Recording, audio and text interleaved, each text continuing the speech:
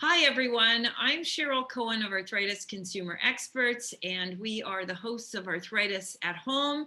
And I could not be happier to be joined today by Sarah Dillingham. Sarah is the founder and president of Grace and Able. By the way, what a great company name, I have to say. I just love the name. It has a great flow and it has a good feel to it, Sarah. So welcome to the program. Well, thank you very much for inviting me. I'm really happy to be here. Yeah. And I really appreciate your comments about the name because it's something we spent a lot of time thinking about. We really wanted to say something positive in our name and also make it clear that we do have a connection to disability. Yes, I was just going to say, Sarah, you as a person living with rheumatoid arthritis like myself, understand well that we're not often characterized as graceful or able. And I like that you have flipped that around in the world of disability and said, well, actually, even with disability, people are graceful and able. And what we're going to talk about today makes them even more so. And we're going to share with our viewers the launch of your new project, your new company, Grace and Able. We're going to start in the very obvious place, Sarah. What made you start Grace and Able? Okay, so a few years ago, I found myself in the very miserable position of needing to wear joint support products at my wedding. Specifically, I needed to wear an orthopedic wrist brace. I have bone eroded in my wrists from rheumatoid arthritis, and one of my wrists is fused. So my hands are really sensitive. And my husband and I had wanted to do this super twirly dance for our first dance at the wedding. And during practice, I kept finding every time I did it, I'd be like, ah. So I found myself thinking, well, I can do this, but I'm going to need to wear a wrist brace. And unfortunately, all the options, the only wrist braces I had access to were really hideously ugly and quite uncomfortable. So I got together with a friend who's actually a tailor, and we gussied up the wrist brace. We covered it in nice fabric, we put lots of beads on it, and I wore it on my wedding. And at that point, I then shared my photos online with various arthritis communities, saying to people, hey, check out my fancy wrist brace.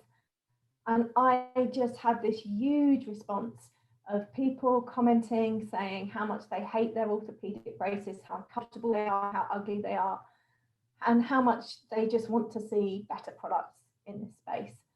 And at that point, I thought, you know what, I'd really like to do something positive about this. Yeah.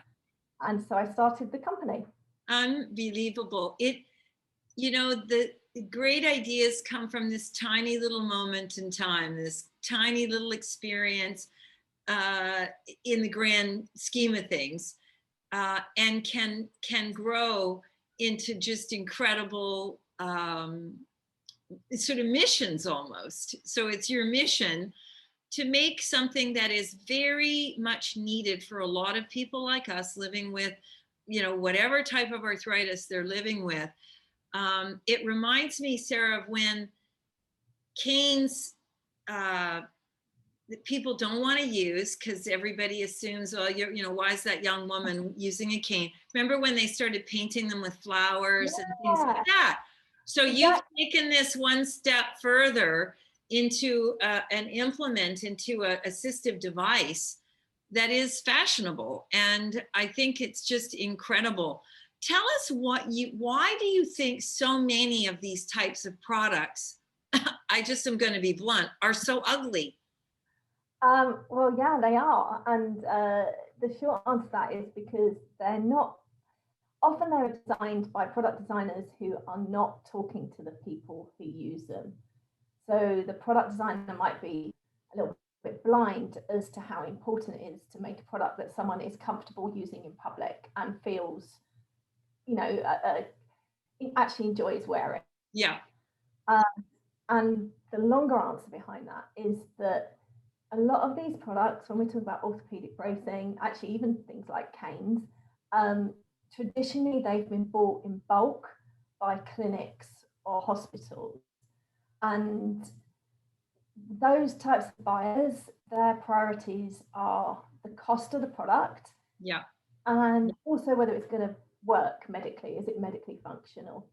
So those things have kind of eclipsed the comfort of the user, and also whether they're attractive or not. And so we're seeing a big movement at the moment, actually. And that movement's coming from two directions. It's from people doing it for themselves, like you said, who have that moment of, here's the idea, I'm just going to, no one else is solving this problem, I'm going to do it. And so we're seeing a lot of people with disabilities or long-term health conditions designing and making things to meet their own needs. And then we're also seeing a push in the design world towards something called universal design. And it's something that we're very committed to. All of our products, we say, are arthritis patient tested. Yeah. Test everything on people over and over again. Yeah, you know, I think that's so important, and it's reflective, actually, Sarah, as you and I know, because we volunteered in a research setting. Yeah. It's not in the product development and production and market life cycle. It's not that dissimilar from research, where patients get involved in the very beginning. They are part of formulating the research question. They're part of saying who should be on the research team. It's sort of a nice parallel out in the marketplace to what I think the movement has been over the last sort of 20 years in the research community. And that leads me to ask you, you know, how do compression gloves, the product that Grace Enable has launched itself with, how do compression gloves actually help people with arthritis? I know there's science behind it, clearly. How did you marry science and aesthetic, I should say? Yeah, so our first product, the one we've got out to market with, are compression gloves. We love compression gloves because people tell us all the time in arthritis communities how effective they are and how much they help them. There's also various medical studies that back that up. And they're also very affordable, and they're a thing you can just use at home without having to, you know, take more medications, which is another thing we love. They work in a very straightforward way, actually. It's quite mechanical. So having gentle compression on your hands and fingers, it does a couple of things. The first thing is it confuses your nerve endings. So if your hands are sore, it confuses your nerve endings enough that your brain, you know, starts to think, maybe my hands don't hurt quite as much. So it interferes with the transmission of nerve impulses that tell your brain you're feeling pain. So that's the first way it can help. Yeah. The second way it helps is through putting pressure. And you want to make sure this is, for arthritis, a reasonably mild or gentle pressure. But what that can do is it can help push fluid around. So help to flush out fluid from your hands. So we know that with rheumatoid, we get fluid gathering in joints. Yeah. You can also get fluid building up through your lymph system. And having this pressure, it helps keep things moving. And that can reduce swelling. So when you put those things together, you know, you can find them to be quite helpful, especially when you're doing things that involve your hands. So if, for me, I do a lot of typing, so I wear them when I'm typing. Other people might wear them when they're doing things like knitting or cooking. Yeah. And the key thing I tell people to remember with that pressure, which is so important, is that it should feel like it's hugging your hand. You want to be careful you don't have it too tight, because that can actually... Right, like, I mean, if the ends of your fingers are turning blue, that's a good sign. The hug is a little too huggy. I know that with braces, traditional braces, wrist splints, thumb splints, things like that, our physiotherapy advisors tell us it's good, you need to take a break from them too, because you need to use your hands to help keep strength up in that. So does one take a break from their gloves as well during the day? Like, if you're working away, I mean, so many of us, especially through the pandemic, have been at home hammering away on their computers, you know, suffering from all manner of hand sort of pain or ailments, as well as eyes, dry eyes from staring at the computer all day. Does one take a break from their gloves the way you would a splint?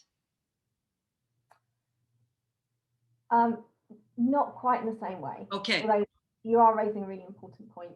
So with the gloves, because your hands are able to move about and your joints are still flexible, you can wear them for a reasonable amount of time. I mean, I wouldn't say put them on 24/7. Yeah. You can certainly wear them for like 4 or 5 hours in the day, and that's totally fine. We do have some people who actually sleep in them and find that helpful. Yeah. But I would keep it maybe to 8 hours. I wouldn't go longer than that. Just yeah. Okay. anything that long. No, your point is a good one, that in the gloves you can still move, Yeah. whereas in a splint, quite restricted. Yeah. Yeah. And especially if you've got splints that are immobilizing. So they're the ones you really have to be careful of exactly how long you wear it for. Yeah. If they're completely immobilizing the joint, then yeah, you should definitely take physio or medical advice on how long to wear it for. Right. So you started with compression gloves. Yes. You have conquered the ugliness of compression gloves. So congratulations. And we always are looking for the hot tip on what's next. So what's next for Grace and Abel? So our mission is to keep people with arthritis doing things they love, which means we're going to keep launching new products. With compression gloves, we have new colors coming out on a regular basis. And one of the fun things about that is that we're going to be asking people what colors they want to see next. So if you've got a view on that, if you want a particular color of compression gloves, please come and tell us. And then, this whole business started with orthopedic braces, with the idea for better wrist braces. And we've been working on some wrist braces that are coming out in the autumn. They just take a little bit longer to produce. Sure. And then moving forward from there, we've got other ideas for other products like this. This is so exciting. All you need to do to know that this is a good idea is walk down the assistive device aisle of your pharmacy store and look at the ugliness abound. So we want to give you huge 3 cheers for taking this on, because it's not, these are things that people even maybe without rheumatoid arthritis, like, it gives your hands energy. Actually, I've have a pair and I've tried them and they're fantastic. And what I find is they just I feel like my hands have more energy. I don't know if that makes sense. But yeah, I mean, they give support. So yeah, I mean, you can keep going doing things for longer, I find, if you're. It doesn't reduce my number of typos though, but other than that, I can type fast. I still have the same number of typos. So, Sarah, it's you and I know well from having lived with rheumatoid arthritis a long time, that it's really easy to go down the negative road, all the bad things about arthritis. And when I say arthritis, I mean that big umbrella term that covers, over 100 different types of disease and condition. What are the positives? I mean, I'm not going to ask you, are there positives? Because I know firsthand there are, but through your eyes, through your experience, what are they? Yeah, so there are definitely positives. I think even though arthritis is very challenging, there are some silver linings. And the biggest positive that I found is actually meeting so many really, really lovely people in the arthritis community. I've met so many people I might not have met otherwise and made friends with them. And it's just, there's some really nice people out there. Yeah. And people from all over the world, that I would never have met before. It's also made me much better at appreciating small things in life in a way I didn't before. I think I took a lot of things for granted. And really, when I have a good day with rheumatoid and I get to do lots of fun things, I really, really appreciate it. And I think that's a good thing. And then I've also got a lot better at saying no and prioritizing what's important to me, focusing on that. And that's been because I've been forced to do that because of living with rheumatoid and, fatigue. But now that's a skill I'm really glad I have. So that's good. Yeah, I think those are so there. Those all resonate in me when I hear you talk about the positives, and particularly that piece about once you got your arthritis, you can look back in the rearview mirror and see certain situations that you might have thought of back then as not being so great. You think, oh, that was a piece of cake, right? Like that wasn't tough. This is tough. And then being able to navigate to happiness, I think, is a really incredible skill. And we know that people with arthritis, after their diagnosis, after they get over some of those feelings that most of us go through, the anger, the fear, the denial phase, you do find a way to embrace it, but not let it become who you are. And it enriches. I tell people who are ready to hear it, not everyone's ready to hear the positives at a particular point in their journey, Right. but for those that are, I just tell them, I mean, there are days, Sarah, I feel it's the best thing that ever happened to me. I have such an appreciation for things maybe that I just sort of took for granted. Mhm. And I think we hear that a lot from our fellow community members, no matter where they live or what age they are. We generally tend to look at the positive side of life with our chronic disease. Sarah, when you think about beyond assistive devices, like when you think about the world you live in with rheumatoid arthritis, how would you like the world to change for you? Like when you look at your environment, you know, so much is badly designed, not just for people living with disability, but for everybody. I think it comes back to the point I was making earlier about universal design, which is that when anything is made or built, whether it's a building or like a transport system, is that right from the start, the people designing it and building it are thinking about all the different types of people who are going to use it and how they can, make sure that they're designing for those different groups of people. And that's a much longer process because you have to keep talking to people, and sometimes Right. you don't get the answers you want. You have to change how you do things. But it's so rewarding at the end. Door handles. We had a big movement here in the city I live in to change all the public door handles from knobs to levers.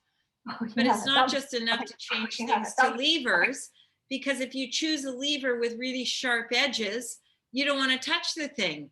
So levers with nice soft rounded back sides, right, is also very, very important. It's all those little things about our designed world.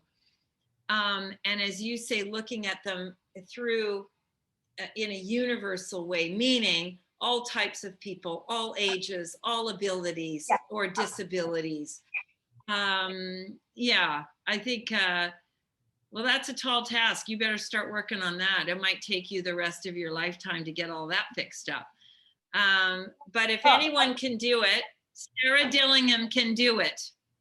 Well, I know, and it's not just me doing it, and that's the really good thing, is there is this whole movement right now of people pushing for this. And we're starting to see it become more and more popular. There are brands who are just now starting to do that automatically. So hopefully that will continue. Fingers crossed. Sarah, it has been such a delight seeing you again and talking to you.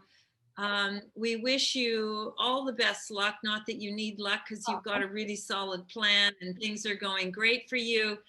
At the end, for our audience, we're going to provide them with resources and a way to get a hold of Grace and Abel and to get their hands hugged by the Grace and Abel compression gloves. They're beautiful and they work, which is, double bonus. So that'll be at the end as well. We'll provide a few other resources about what we call hand health in arthritis. We can't thank you enough, Sarah. We wish you just, again, all the success in the world. This is such a worthwhile endeavor and led by people with arthritis. Couldn't have stronger leadership. Oh, thank you, Cheryl. That's really, I really appreciate it. Yeah. And we will have you back again at the launch Okay. of the next Oh, I'd love of the to have next that. on the next non-ugly arthritis assistive Yes. device. I'd love it. Thank you. Great. Thank you so much, Sarah. And thank you for joining us today at Arthritis at Home.